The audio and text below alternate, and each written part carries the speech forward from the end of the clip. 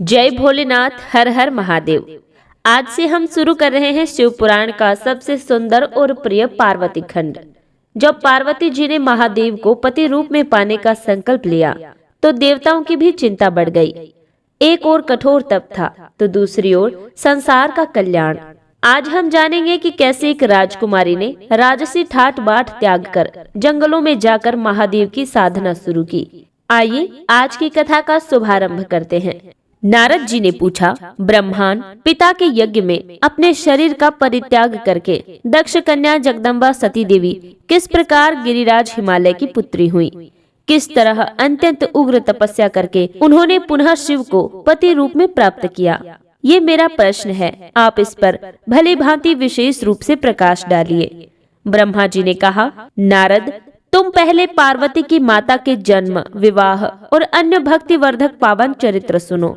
मुनि श्रेष्ठ, उत्तर दिशा में पर्वतों का राजा हिमवान नामक महान पर्वत है जो महातेजस्वी और समृद्धशाली है।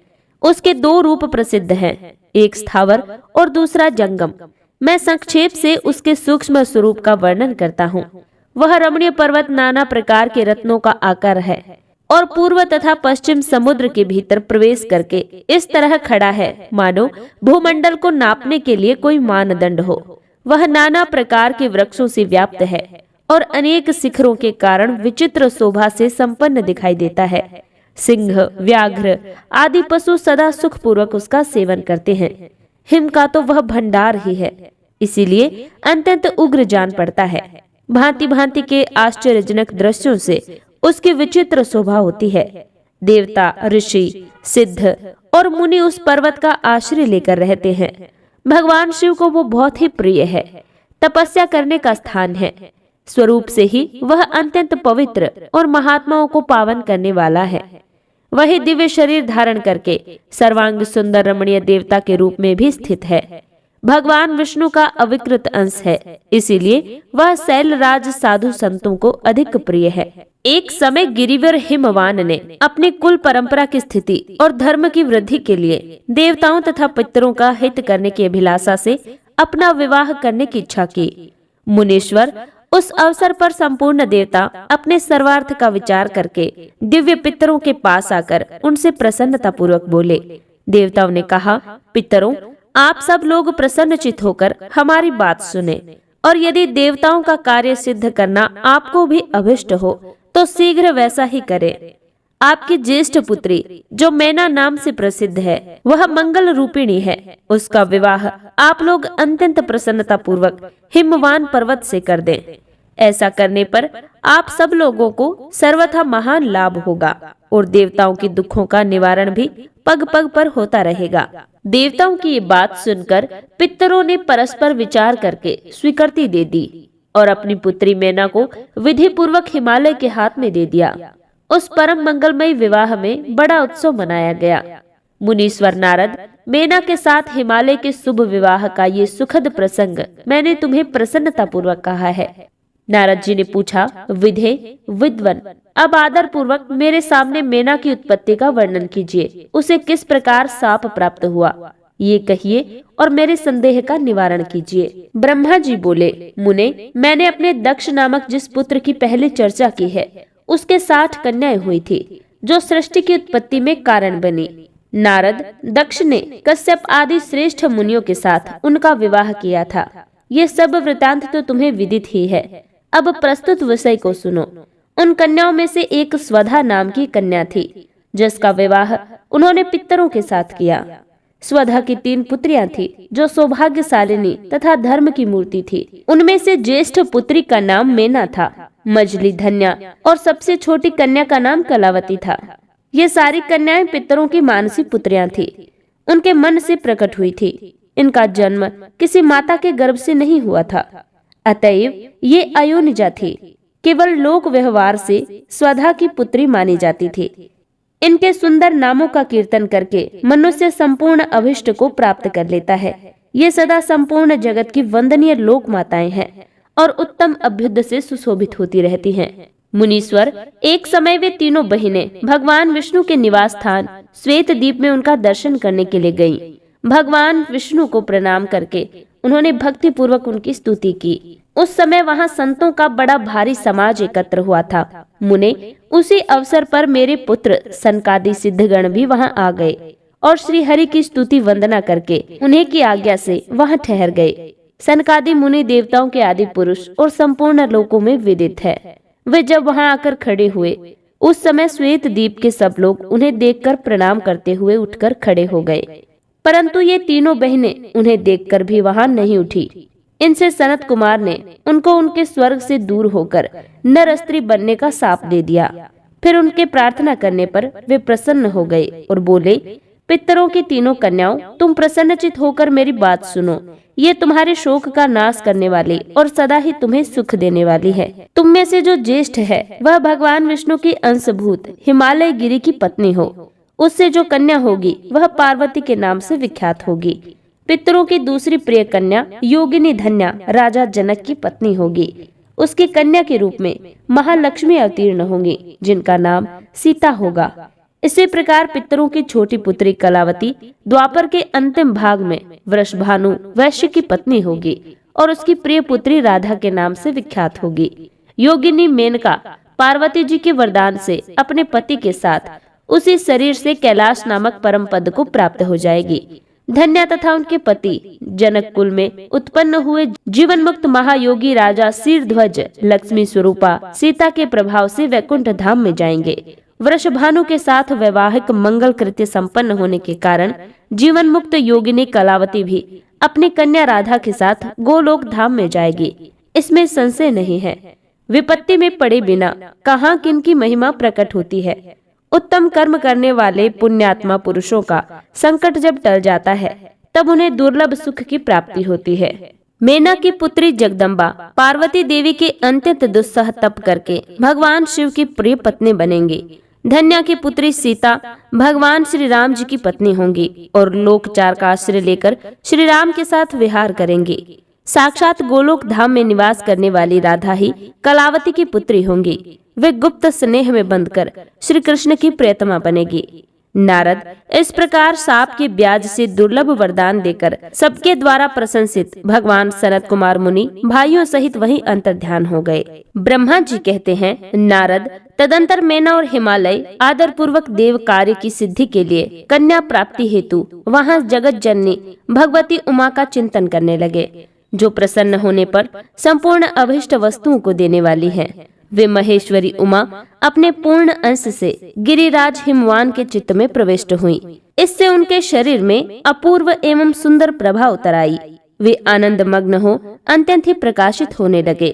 उस अद्भुत तेज राशि से संपन्न महामना हिमालय अग्नि के समान अदृश्य हो गए। तत्पश्चात सुंदर कल्याणकारी समय में गिरिराज हिमालय ने अपनी प्रिय मैना के उदर में शिवा के उस परिपूर्ण अंश का अध्ययन किया। इस तरह गिरिराज की पत्नी मैना ने हिमवान के हृदय में विराजमान करुणा निधान देवी की कृपा से सुखदायक गर्भ धारण किया। संपूर्ण जगत के निवास भूता देवी के गर्भ में आने से गिरिप्रिया मैना सदा तेजो मंडल के बीच में स्थित होकर अधिक शोभा पाने लगी।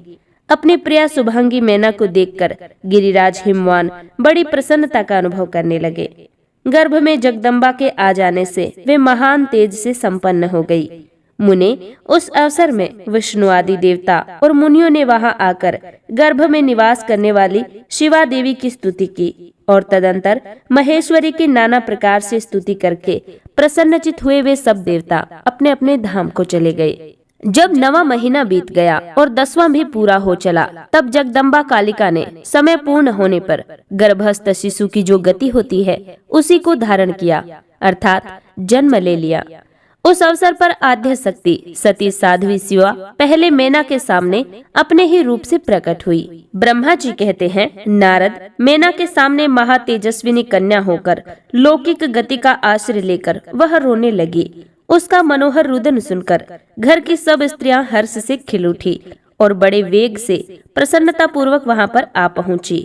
नील कमल दल के समान श्याम कांति वाली उस परम तेजस्विनी और मनोरम कन्या को देखकर गिरिराज हिमालय अतिशय आनंद में निमग्न हो गए। तदंतर सुंदर मुहूर्त में मुनियों के साथ हिमवान ने अपनी पुत्री के काली आदि सुखदायक नाम रखे। देवी शिवा गिरिराज के भवन में दिनों दिन बढ़ने लगी, ठीक उसी तरह जैसे वर्षा के समय गंगा जी की जल राशि और शरद ऋतु में शुक्ल पक्ष में चांदनी बढ़ती है। एक समय की बात है, तुम भगवान शिव की प्रेरणा से प्रसन्नता पूर्वक हिमाचल के घर चले गए। मुने, तुम शिव तत्व के ज्ञाता और उनके लीला के जानकारों में श्रेष्ठ हो। नारद गिरिराज हिमालय ने तुम्हें घर पर आया देखकर प्रणाम करके तुम्हारी पूजा की और अपनी पुत्री को बुलाकर उसे तुम्हारे चरणों में प्रणाम करवाया। मुनीश्वर फिर स्वयं ही तुम्हें नमस्कार करके हिमाचल ने अपने सौभाग्य की सराहना की और अत्यंत ही मस्तक झुका हाथ जोड़कर तुमसे कहा, हे मुने नारद, ब्रह्मपुत्रों में श्रेष्ठ ज्ञानवान प्रभु, आप सर्वज्ञ हैं, कृपा पूर्वक दूसरों के उपकार में लगे रहते हैं। मेरी पुत्री की जन्म कुंडली में जो गुण दोष हो उसे बताइए। मेरी बेटी किसकी सौभाग्यवती प्रिय पत्नी होगी। ब्रह्मा जी कहते हैं, मुनि श्रेष्ठ, तुम बातचीत में कुशल और कौतुकी तो हो ही। गिरिराज हिमालय के ऐसा कहने पर तुमने कालिका का हाथ देखा और उसके संपूर्ण अंगों पर विशेष रूप से दृष्टिपात करके हिमालय से इस प्रकार कहना आरंभ किया। नारद बोले, शैलराज और मैना, आपकी ये पुत्री चंद्रमा की आदि कला के समान बड़ी है। समस्त शुभ लक्षण इसके अंगों की शोभा बढ़ाते हैं। यह अपने पति के लिए अत्यंत सुखदायिनी होगी और माता पिता की भी कीर्ति बढ़ाएगी। संसार की समस्त नारियों में वह परम साध्वी और स्वजनों को सदा महान आनंद देने वाली होंगी। गिरिराज, तुम्हारी पुत्री के हाथ में सब उत्तम लक्षण विद्यमान है, केवल एक रेखा विलक्षण है। उसका यथार्थ फल सुनो। इससे ऐसा पति प्राप्त होगा जो योगी, नंग धड़ंग रहने वाला, निर्गुण और निष्काम होगा। उसके न माँ होगी न बाप। उसे मान सम्मान का भी कोई ख्याल नहीं रहेगा और वह सदा अमंगल वेश धारण करके रहेगा। ब्रह्मा जी कहते हैं, तुम्हारी इस बात को सुनकर और सत्य मानकर मेना तथा हिमाचल दोनों पति पत्नी बहुत दुखी हुए, परंतु जगदम्बा शिवा तुम्हारे ऐसे वचन को सुनकर और लक्षणों द्वारा उस भावी पति को शिव मानकर ही मन हर्ष से खिल उठी।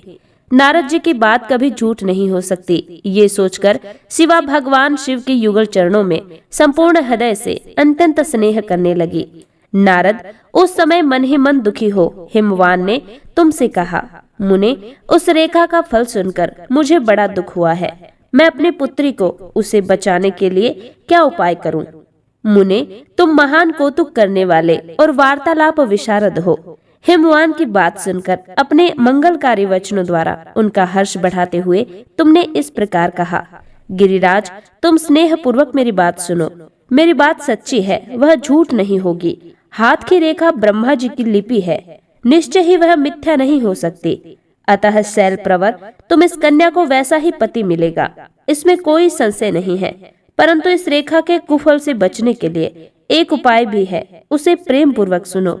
उसे करने से तुम्हें सुख मिलेगा। मैंने जैसे वर का निरूपण किया है वैसे ही भगवान शंकर हैं। वे सर्व समर्थ हैं और लीला के लिए अनेक रूप धारण करते रहते हैं। उनमें समस्त कुलक्षण सद्गुणों के समान हो जाएंगे। समर्थ पुरुष में कोई दोष भी हो तो वह उसे दुख नहीं देता, असमर्थ के लिए भी वह दुखदायक होता है। इस विषय में सूर्य, अग्नि और गंगा का दृष्टांत सामने रखना चाहिए।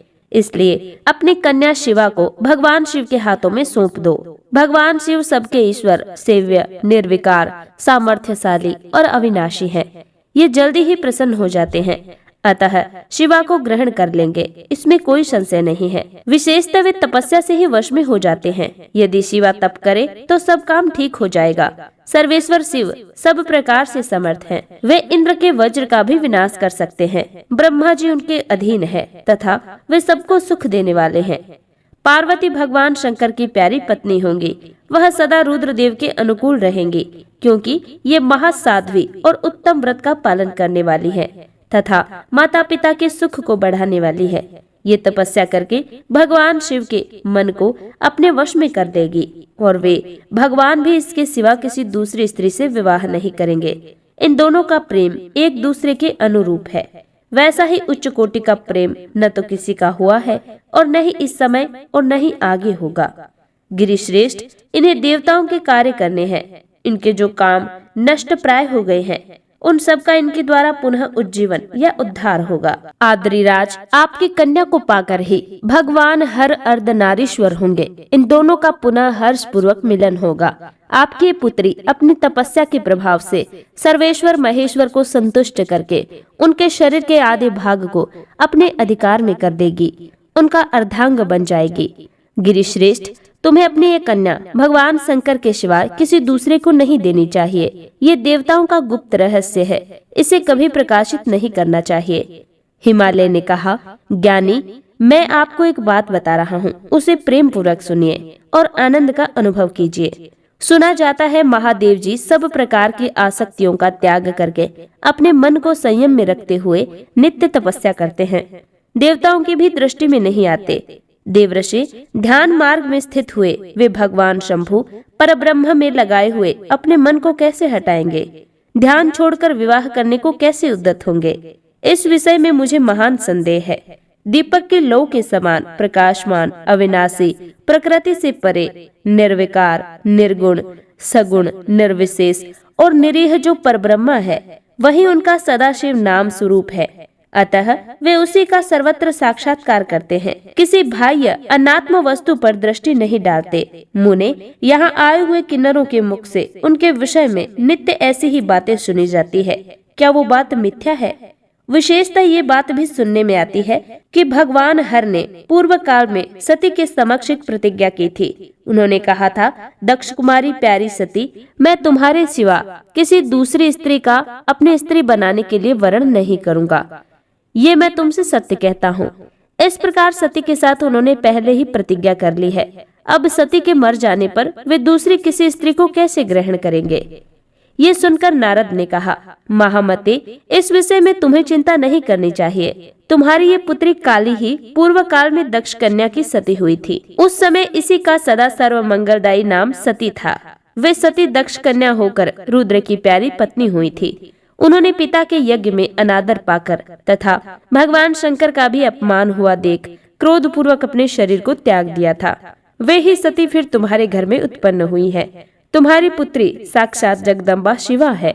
ये पार्वती भगवान हर की पत्नी होंगी, इसमें कोई संशय नहीं है। नारद, ये सब बातें तुमने हिमवान को विस्तार पूर्वक बताई। पार्वती का वो पूर्व रूप और चरित्र प्रीति को बढ़ाने वाला है। काली के उस संपूर्ण वृतांत को तुम्हारे मुख से सुनकर हिमवान अपनी पत्नी और पुत्र के साथ तत्काल संदेह रहित हो गए। इसी तरह तुम्हारे मुख से अपनी उस पूर्व कथा को सुनकर काली ने लज्जा के मारे मस्तक झुका लिया और उसके मुख पर मंद मुस्कान की प्रभा फैल गई। गिरिराज हिमालय पार्वती के उस चरित्र को सुनकर उसके माथे पर हाथ फेरने लगे। मस्तक सूंघकर उसे अपने आसन के पास ही बिठा लिया। नारद, इसके पश्चात तुम उसी क्षण प्रसन्नता पूर्वक स्वर्ग लोक को चले गए और गिरिराज हिमवान भी मन ही मन मनोहर आनंद से युक्त हो अपने सर्व शक्तिशाली भवन में प्रविष्ट हो गए। देवऋषि, तुम्हारे चले जाने पर प्रफुल्लित हुई पार्वती ने महादेव जी को तपस्या से ही साध्य माना और तपस्या के लिए मन में निश्चय किया। तब उन्होंने अपनी सखी जया और विजया के द्वारा पिता हिमाचल और माता मेना से आज्ञा मांगी।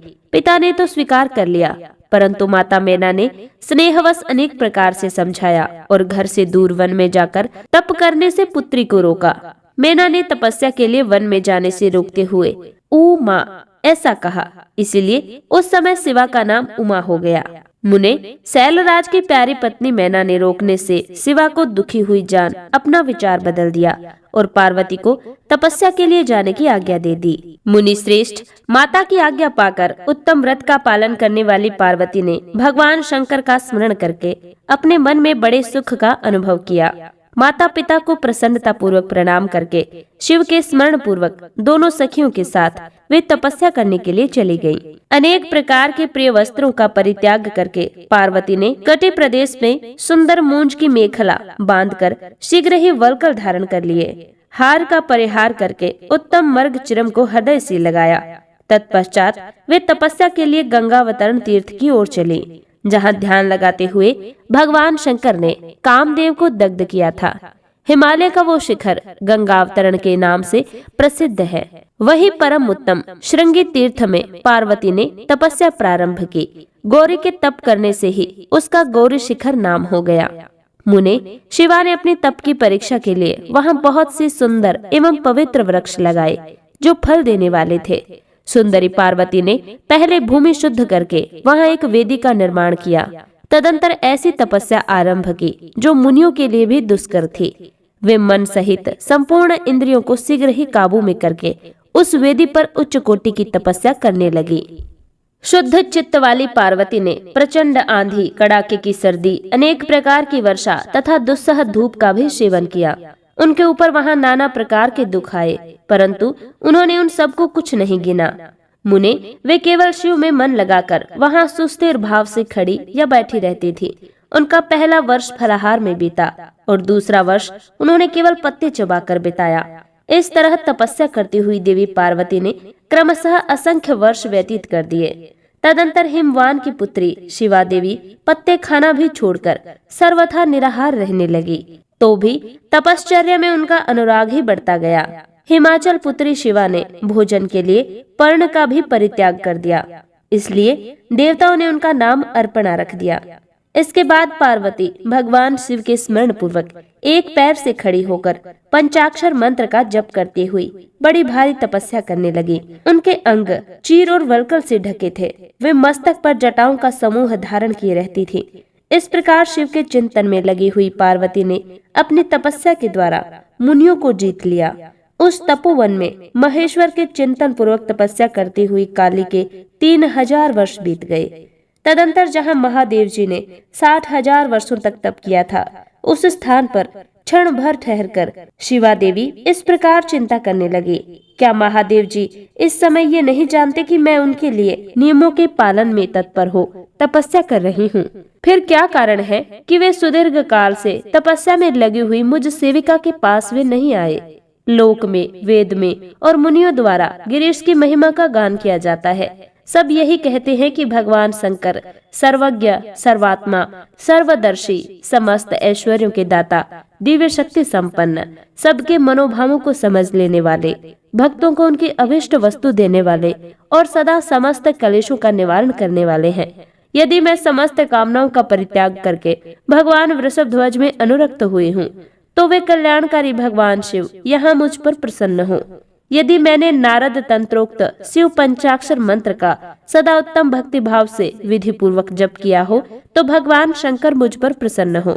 यदि मैं सर्वेश्वर शिव की भक्ति युक्त एवं निर्विकार हूँ, तो भगवान शंकर मुझ पर अत्यंत प्रसन्न हो। इस तरह नित्य चिंतन करती हुई जटावल कलधारिणी निर्विकारा पार्वती मुंह नीचे किए हुए सुदीर्घ काल तक तपस्या में लगी रही। उन्होंने ऐसी तपस्या की जो मुनियों के लिए भी दुष्कर थी। वहां उस तपस्या का स्मरण करके पुरुषों को बड़ा विस्मय हुआ। महर्षि पार्वती की तपस्या का जो दूसरा प्रभाव पड़ा था, उसे भी इस समय सुनो। जगदम्बा पार्वती का वह महान तप परम आश्चर्यजनक था। जो स्वभावतः एक दूसरे के विरोधी थे, ऐसे प्राणी भी उस आश्रम के पास जाकर उनकी तपस्या के प्रभाव से विरोध रहित हो जाते थे। सिंह और गौ आदि सदा राग आदि दोषों से संयुक्त रहने वाले पशु भी पार्वती के तप की महिमा से वहां परस्पर बाधा नहीं पहुंचाते थे। मुनि श्रेष्ठ, इनके अतिरिक्त जो स्वभावतः एक दूसरे के वैरी हैं, वे चूहे, बिल्ली आदि एक दूसरे जीव भी उस आश्रम पर कभी रोष आदि विकारों से युक्त नहीं होते थे। वहां के सभी वृक्षों में सदा फल लगे रहते थे। भांति भांति के तृण और विचित्र पुष्प उस वन की शोभा बढ़ाते थे। वहां का सारा वन प्रांत कैलाश के समान हो गया। पार्वती के तप की सिद्धि का साकार रूप बन गया। ब्रह्मा जी कहते हैं, नारद उन सप्त ऋषियों के अपने लोक में चले जाने पर सुंदर लीला करने वाले साक्षात भगवान शंकर ने देवी के तप की परीक्षा लेने का विचार किया। वे मन ही मन पार्वती से बहुत संतुष्ट थे। परीक्षा के ही बहाने पार्वती जी को उनके देखने के लिए जटाधारी तपस्वी का रूप धारण करके भगवान शंभु उनके वन में गए। अपने तेज से प्रकाशमान अत्यंत बूढ़े ब्राह्मण का रूप धारण करके प्रसन्नचित हो वे दंड और छत्र लिए वहां से प्रस्थित हुए। आश्रम में पहुंचकर उन्होंने देखा देवी शिवा सखियों से घिरी हुई वेदी पर बैठी हैं और चंद्रमा की विशुद्ध कला सी प्रतीत होती हैं। ब्रह्मचारी का स्वरूप धारण किए भक्तवत्सल शंभु ने पार्वती देवी को देखकर प्रीति पूर्वक उनके पास गए।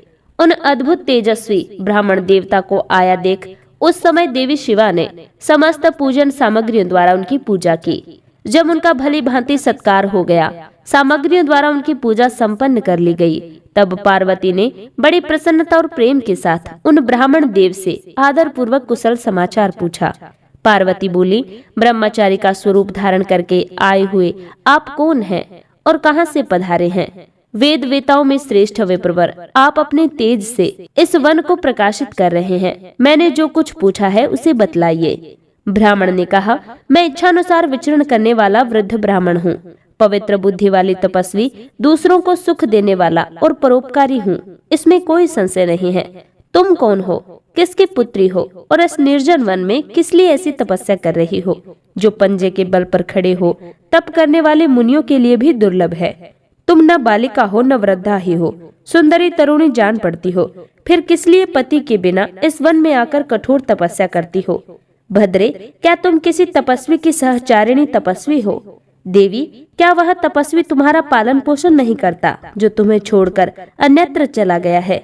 बोलो, तुम किसके कुल में उत्पन्न हुई हो? तुम्हारे पिता कौन है और तुम्हारा नाम क्या है?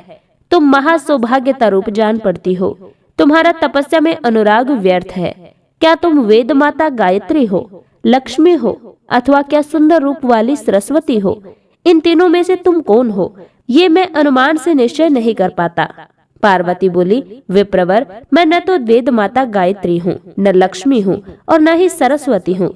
इस समय मैं हिमाचल की पुत्री हूँ और मेरा नाम पार्वती है। पूर्व काल में, इससे पहले के जन्म में, मैं प्रजापति दक्ष की पुत्री थी। उस समय मेरा नाम सती था। एक दिन पिता ने मेरे पति की निंदा की थी, जिससे कुपित हो मैंने योग के द्वारा शरीर को त्याग दिया था। इस जन्म में भी भगवान शिव मुझे मिल गए थे, परंतु भाग्यवश काम को भस्म करके वे मुझे भी छोड़कर चले गए। ब्रह्मांड शंकर जी के चले जाने पर मैं विरह ताप से उद्विग्न हो उठी और तपस्या के लिए दृढ़ निश्चय करके पिता के घर से यहाँ गंगा जी के तट पर चली आई। यहाँ दीर्घ काल तक कठोर तपस्या करके भी अपने प्राण वल्लभ को न पा सके, इसीलिए अग्नि में प्रवेश कर जाना चाहती थी। इतने में ही आपको आया देख मैं क्षण भर के लिए ठहर गई। अब आप जाइए, मैं अग्नि में प्रवेश करूंगी, क्योंकि भगवान शिव ने मुझे स्वीकार नहीं किया, किंतु जहाँ जहाँ मैं जन्म लूंगी वहाँ वहाँ शिव का ही पति रूप में वर्ण करूंगी। ऐसा कहकर पार्वती उन ब्राह्मण देवता के सामने ही अग्नि में समा गई। यद्यपि ब्राह्मण देव सामने से उन्हें बारंबार ऐसा करने से रोक रहे थे। अग्नि में प्रवेश करती हुई पर्वत राजकुमारी पार्वती की तपस्या के प्रभाव से वह आग उसी क्षण चंदन पंख के समान शीतल हो गई। क्षण भर उस आग के भीतर रहकर जब पार्वती आकाश में ऊपर की ओर उठने लगी, तब ब्राह्मण रूपधारी शिव ने सहसा हंसते हुए उन्हें पुनः पूछा, अहो भद्रे, तुम्हारा तप क्या है? ये कुछ भी मेरी समझ में नहीं आया। इधर अग्नि से तुम्हारा शरीर नहीं जला, ये तो तपस्या की सफलता का सूचक है, परंतु अब तक तुम्हें अपना मनोरथ प्राप्त नहीं हुआ है, इससे उसकी विफलता प्रकट होती है।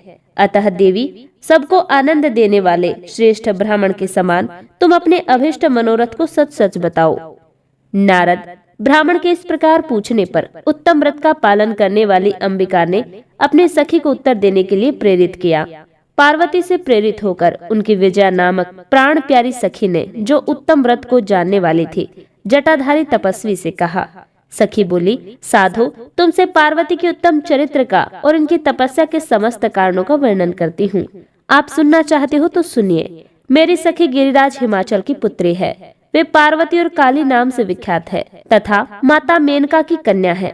अब तक किसी ने इनके साथ विवाह नहीं किया है। ये भगवान शिव के सिवा दूसरे किसी को चाहती भी नहीं। उनके लिए 3000 वर्षों से तपस्या कर रही है। भगवान शिव की प्राप्ति के लिए ही मेरी इन सखी ने ऐसा तप प्रारंभ किया है। विप्रवर, इनमें जो कारण है उसे बताती हूँ, सुनिए। ये पर्वत राजकुमारी ब्रह्मा, विष्णु तथा इंद्र आदि देवताओं को भी छोड़कर केवल पिनाक पाणी भगवान शंकर को ही पति रूप में प्राप्त करना चाहती है और नारद जी के आदेश से ये कठोर तपस्या कर रही है। द्विज श्रेष्ठ, आपने जो कुछ पूछा था उसके अनुसार मैंने प्रसन्नता पूर्वक अपनी सखी का मनोरथ बता दिया। पार्वती जी की बात सुनकर जटाधारी ब्राह्मण ने शिव जी की निंदा करते हुए पार्वती को उनकी ओर से मन को हटा लेने का आदेश दिया। जटाधारी ब्राह्मण ने शिव की नाना प्रकार से दुस्सह निंदा प्रारंभ कर दी। सब सुनकर गिरिराज नंदिनी गिरिजा चुप हो गई और निर्विकार चित्त से भगवान शिव का ध्यान करने लगी। देवी की बात सुनकर वह ब्रह्मचारी ब्राह्मण जो ही कुछ फिर कहने के लिए उद्यत हुआ, तो ही शिव में आसक्त होने के कारण उनकी निंदा सुनने से विमुख हुई पार्वती अपने सखी विजया से शीघ्र बोली, सखी, इस अधम ब्राह्मण को यत्न पूर्वक रोको। ये फिर भी कुछ कहना चाहता है। ये केवल शिव की निंदा ही नहीं करेगा। जो शिव की निंदा करता है केवल उसी को पाप नहीं लगता, जो उस निंदा को सुनता है वह भी पाप का भागी होता है। भगवान शिव के उपासकों को चाहिए कि वे शिव की निंदा करने वाले का सर्वथा वध करें। यदि वह ब्राह्मण हो तो उसे अवश्य ही त्याग दे और स्वयं उस निंदा के स्थान से शीघ्र दूर चले जाएं। ये दुष्ट ब्राह्मण फिर शिव की निंदा करेगा। ब्राह्मण होने के कारण ये वध्य तो है ही नहीं, अतः त्याग देने योग्य है। किसी तरह ही इसका मुख नहीं देखना चाहिए। इस स्थान को छोड़कर हम लोग आज ही किसी दूसरे स्थान में शीघ्र चले जाएंगे, जिससे फिर इस अज्ञानी के साथ बात करने का अवसर न मिले। ब्रह्मा जी कहते हैं, नारद, ऐसा कहकर उमा ने ज्यों ही अन्यत्र जाने के लिए अपना पैर उठाया, तो ही भगवान शिव ने अपने साक्षात स्वरूप से प्रकट होकर प्रिया पार्वती का हाथ पकड़ दिया। शिवा जैसे स्वरूप का ध्यान करती थी, वैसा ही सुंदर रूप धारण करके शिव ने उन्हें दर्शन दिया। पार्वती ने लज्जावश अपना मुंह नीचे की ओर कर लिया। तब भगवान शिव उनसे बोले, प्रिय, मुझे छोड़कर कहाँ जाओगी? अब मैं फिर कभी तुम्हारा त्याग नहीं करूंगा। मैं प्रसन्न हूँ, वर मांगो, मुझे तुम्हारे लिए कुछ भी अदेय नहीं है। देवी, आज से मैं तपस्या के मोल खरीदा हुआ तुम्हारा दास हूँ। तुम्हारे सौंदर्य ने भी मुझे मोह लिया है। अब तुम्हारे बिना मुझे एक क्षण भी युग के समान जान पड़ता है। लज्जा छोड़ो, तुम तो मेरी सनातन पत्नी हो। गिरिराज नंदिनी, महेश्वरी, मैंने जो कुछ कहा है उस पर श्रेष्ठ बुद्धि से विचार करो। सुस्थिर चित्त वाली पार्वती, मैंने नाना प्रकार से तुम्हारी बारंबार परीक्षा ली है। लोक लीला का अनुसरण करने वाले मुझ स्वजन के अपराध को क्षमा कर दो। शिवे, तुम तीनों लोकों में तुम्हारी जैसी अनुरागिनी मुझे दूसरी कोई और नहीं दिखाई देती। मैं सर्वथा तुम्हारे अधीन हूँ। तुम्हारी इच्छा पूर्ण हो। प्रिय, मेरे पास आओ। तुम मेरी पत्नी हो और मैं तुम्हारा वर हूँ। तुम्हारे साथ मैं शीघ्र ही अपने निवास स्थान उत्तम पर्वत कैलाश को चलूंगा। देवादिदेव महादेव जी के ऐसा कहने पर पार्वती देवी आनंद मग्न हो उठी। उनका तपस्या जनित पहले का सारा कष्ट मिट गया। मुनि श्रेष्ठ, सती साध्वी पार्वती की सारी थकावट दूर हो गई, क्योंकि परिश्रम का फल प्राप्त हो जाने पर प्राणी का पहले वाला सारा श्रम नष्ट हो जाता है। नारद, उसके पश्चात शिव पार्वती के विवाह का आरंभ हुआ। हिमालय के द्वारा शिव के गोत्र के विषय में प्रश्न होने पर नारद जी ने उत्तर दिया। ब्रह्मा जी कहते हैं, नारद, उसके बाद वहाँ गर्गाचार्य से प्रेरित हो मेना सहित हिमवान ने कन्यादान का कार्य आरंभ किया। उस समय वस्त्राभूषणों से विभूषित महाभागा मेना सोने का कलश लिए पति हिमवान के दाहिने भाग में बैठी। तत्पश्चात पुरोहित सहित हर्ष से भरे हुए शैलराज ने पाद्य आदि के द्वारा वर का पूजन करके वस्त्र, चंदन और आभूषणों द्वारा उनका वरण किया। इसके बाद हिमाचल ने ब्राह्मणों से कहा, आप लोग तिथि आदि के कीर्तन पूर्वक कन्यादान के संकल्प वाक्य का प्रयोग बोले। उसके लिए अवसर आ गया है। वे सब द्विज श्रेष्ठ काल के ज्ञाता थे, अतः तथास्तु कहकर वे बड़ी प्रसन्नता के साथ तिथि आदि का कीर्तन करने लगे। तदंतर सुंदर लीला करने वाले परमेश्वर शंभु के द्वारा मन ही मन प्रेरित होकर हिमाचल ने प्रसन्नता पूर्वक हंसकर उनसे कहा, शंभो, अपने गोत्र का परिचय दे, प्रवर, कुल, नाम, वेद और शाखा का प्रतिपादन करें। अब अधिक समय न बिताएं। हिमाचल की बात सुनकर भगवान शंकर सुमुख होकर भी विमुख हो गए। अशोचनीय होकर भी तत्काल शोचनीय अवस्था में पड़ गए। उस समय श्रेष्ठ देवताओं, मुनियों, गंधर्वों, यक्षों और सिद्धों ने देखा कि भगवान शिव के मुख से कोई उत्तर नहीं निकल रहा है। नारद, ये देखकर तुम हंसने लगे और महेश्वर का मन ही मन स्मरण करके गिरिराज से बोले, पर्वतराज, तुम मूढ़ता के वशीभूत होकर कुछ भी नहीं जानते। महेश्वर से क्या कहना चाहिए और क्या नहीं, इसका तुम्हें पता नहीं है। वास्तव में तुम बड़े बहिर्मुख हो। तुमने इस समय साक्षात हर से उनका गोत्र पूछा है और उसे बताने के लिए उन्हें प्रेरित किया है। तुम्हारी ये बात अत्यंत उपहासजनक है। पर्वतराज, इनके गोत्र, कुल और नाम को तो विष्णु और ब्रह्मा आदि भी नहीं जानते, फिर दूसरों की क्या चर्चा है। शैलराज, जिनके एक दिन में करोड़ों ब्रह्माओं का लय होता है, उसी भगवान शंकर को तुमने आज काली के तपोबल से प्रत्यक्ष देखा है। इनका न कोई रूप है, ये प्रकृति से परे निर्गुण परब्रह्मा परमात्मा है। निराकार, निर्विकार, मायाधीश और परात्पर है। गोत्र, कुल और नाम से रहित स्वतंत्र परमेश्वर है। साथ ही अपने भक्तों के प्रति बड़े दयालु हैं। भक्तों की इच्छा से ही ये निर्गुण और सगुण हो जाते हैं। निराकार होते हुए भी सुंदर शरीर धारण कर लेते हैं और अनामा होकर भी बहुत से नाम वाले हो जाते हैं। ये गोत्रहीन होकर भी उत्तम गोत्र वाले हैं, कुलहीन होकर भी कुलीन हैं। पार्वती की तपस्या से ही आज ये तुम्हारे जमाता बन गए हैं, इसमें संशय नहीं है। तदंतर हिमालय ने विधि के द्वारा प्रेरित होकर भगवान शिव को अपने कन्या का दान कर दिया। कन्यादान करते समय वे बोले, इमा कन्यां तुभ्यं ददामि परमेश्वर, भायार्थम परिग्रहणेश्वर प्रसीद सकलेश्वर। परमेश्वर, मैं अपनी ये कन्या आपको देता हूँ, आप इसे अपनी पत्नी बनाने के लिए ग्रहण करें। सर्वेश्वर, इस कन्यादान से आप संतुष्ट हों। इस मंत्र का उच्चारण करके हिमाचल ने अपनी पुत्री त्रिलोक जननी पार्वती को उन महान देवता रुद्र के हाथ में दे दिया। इस प्रकार शिवा का हाथ शिव के हाथ में रखकर शैलराज मन ही मन बड़े प्रसन्न हुए। उस समय वे अपने मनोरथ के महासागर को पार कर गए थे। परमेश्वर महादेव जी ने प्रसन्न होकर वेद मंत्र के उच्चारण पूर्वक गिरिराज के कर कमल को शीघ्र अपने हाथ में ले लिया। मुने लोकाचार के पालन की आवश्यकता को दिखाते हुए भगवान शंकर ने पृथ्वी का स्पर्श करके कोदात इत्यादि रूप से काम संबंधी मंत्र का पाठ किया। उस समय वहाँ सब ओर महान आनंददायक महोत्सव होने लगे। पृथ्वी पर, अंतरिक्ष में तथा स्वर्ग में भी जय जयकार का शब्द गूंजने लगा। सब लोग अत्यंत हर्ष भरकर साधुवाद देने लगे और नमस्कार करने लगे। गंधर्व गण प्रेम पूर्वक गाने लगे और अप्सराएं नृत्य करने लगे। हिमाचल के नगर के लोग भी अपने मन में परम आनंद का अनुभव करने लगे। उस समय महान उत्सव के साथ परम मंगल मनाया जाने लगा। मैं विष्णु, इंद्र, देवगण तथा संपूर्ण मुनि हर्ष से भर गए। इस प्रकार परमात्मा शिव को विधि पूर्वक अपनी पुत्री कल्याणमयी पार्वती का दान करके हिमालय कृतार्थ हो गए।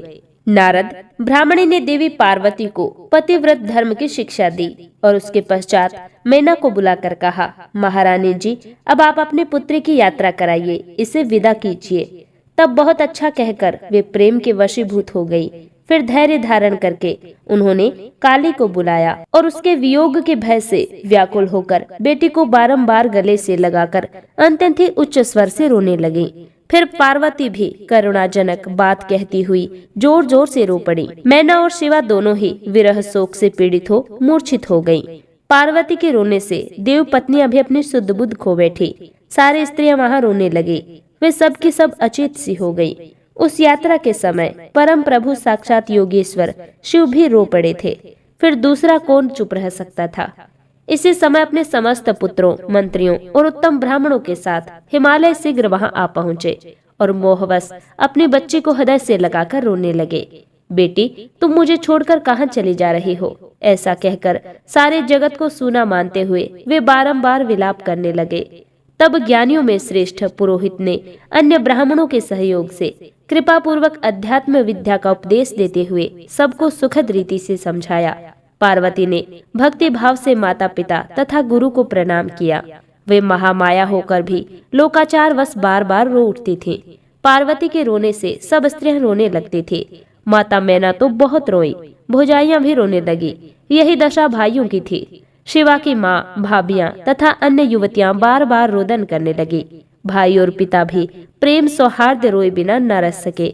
उस समय ब्राह्मणों ने मिलकर सबको आदर पूर्वक समझाया और ये सूचित किया कि यात्रा के लिए यही सबसे उत्तम और सुखद लग्न है। तब हिमालय और मैना ने विवेक पूर्वक धैर्य धारण करके शिवा के बैठने के लिए पालकी मंगवाई। ब्राह्मणों की पत्नियों ने शिवा को उस पर चढ़ाया और सबने मिलकर आशीर्वाद दिया।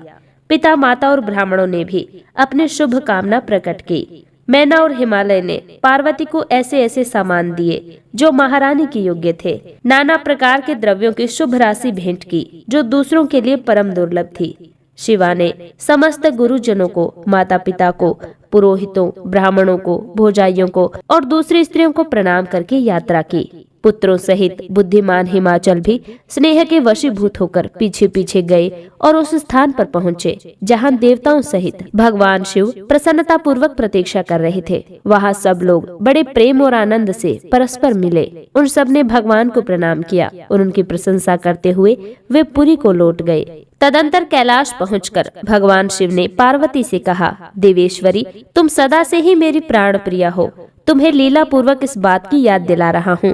तुम्हें पूर्व जन्म की बातों का स्मरण है, अतः मेरे और अपने नित्य संबंध का यदि तुम्हें स्मरण हो तो बताओ। अपने प्राणनाथ महेश्वर की ये बात सुनकर शंकर की नित्य प्रिया पार्वती मुस्कुराती हुई बोली, प्राणेश्वर, मुझे सब बातों का स्मरण है, किंतु इस समय आप चुप रहिए और इस अवसर के अनुरूप जो कार्य हो उसी को शीघ्र पूर्ण कीजिए। प्रिया पार्वती के सैकड़ों सुधा धाराओं के समान मधुर वचन को सुनकर लोकचार परायण भगवान विश्वनाथ बड़े प्रसन्न हुए। उन्होंने बहुत सी सामग्रियां एकत्र करके नारायण आदि देवताओं को भांति भांति की मनोहर भोज्य वस्तुएं खिलाई। इसी तरह अपने विवाह में पधारे हुए दूसरे लोगों को भी भगवान शंकर ने प्रेम पूर्वक सुमधुर रस से युक्त नाना प्रकार के अन्न भोजन करवाए। भोजन कराने के पश्चात उन सब देवताओं ने नाना रत्नों से विभूषित हो अपने स्त्री और सेवक गणों के साथ आकर प्रभु चंद्रशेखर को प्रणाम किया। फिर प्रिय वचनों द्वारा प्रसन्नता पूर्वक उनकी स्तुति एवं परिक्रमा करके शिव विवाह की प्रशंसा करते हुए वे सब लोग अपने अपने धाम को चले गए। मुने, साक्षात भगवान शिव ने लोकचार वश भगवान विष्णु को और मुझको भी प्रणाम किया। ठीक उसी तरह जैसे वामन रूपधारी श्री हरि ने महर्षि कश्यप को नमस्कार किया था, तब मैंने और श्री विष्णु ने शिव को हृदय से लगाकर उनको आशीर्वाद दिया। तदंतर श्री हरि ने उन्हें परब्रह्मा परमात्मा मानकर उनकी उत्तम स्तुति की।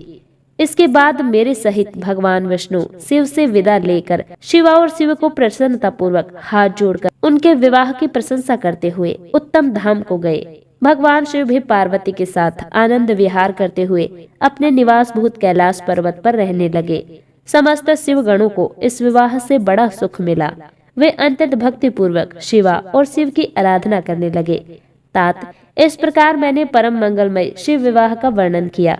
ये शोक नाशक, आनंददायक तथा धन और आयु की वृद्धि करने वाला है। जो पुरुष भगवान शिव और शिवा में मन लगाकर पवित्र होकर प्रतिदिन इस प्रसंग को सुनता है अथवा नियम पूर्वक दूसरों को सुनाता है, वह शिव लोक प्राप्त कर लेता है। ये अद्भुत आख्यान कहा गया जो मंगल का आवास स्थान है। ये संपूर्ण विघ्नों को शांत करके समस्त रोगों का नाश करने वाला है। इसके द्वारा स्वर्ग, यश, आयु तथा पुत्र और पौत्रों की प्राप्ति होती है। ये संपूर्ण कामनाओं को पूर्ण करता है। इस लोक में भोग देता है और परलोक में मोक्ष प्रदान करता है। इस शुभ प्रसंग को सुनने से अपमृत्यु का शमन होता है और परम शांति की प्राप्ति होती है। ये समस्त दुख स्वप्नों का नाशक तथा बुद्धि एवं विवेक आदि का साधक है। अपने शुभ की इच्छा रखने वाले लोगों को शिव संबंधी सभी उत्सवों में प्रसन्नता के साथ यत्न पूर्वक इसका पाठ करना चाहिए। ये भगवान शिव को संतोष प्रदान करने वाला है। विशेषतः देवता आदि की प्रतिष्ठा के समय तथा शिव संबंधी सभी कार्यों के प्रसंग में प्रसन्नता पूर्वक इसका पाठ करना चाहिए अथवा पवित्र होकर शिव पार्वती के इस कल्याणकारी चरित्र का श्रवण करना चाहिए। ऐसा करने से समस्त कार्य सिद्ध होते हैं। ये सत्य है, इसमें कोई संशय नहीं है। जय भोलेनाथ, हर हर महादेव।